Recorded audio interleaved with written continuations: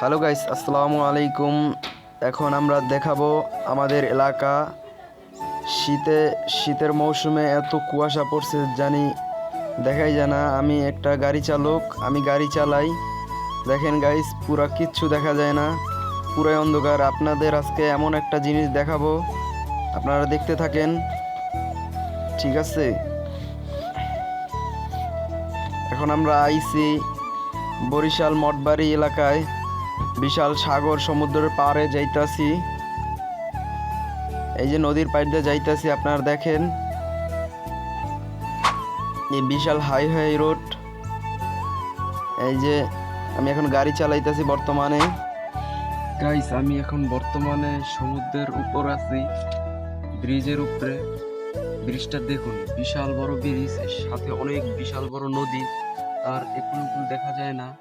আপনারা দেখেন। Hello guys, দেখুন আপনারা, এই যে এপার দা ওপার দেখা যায় না কুয়াশার ভিতরে।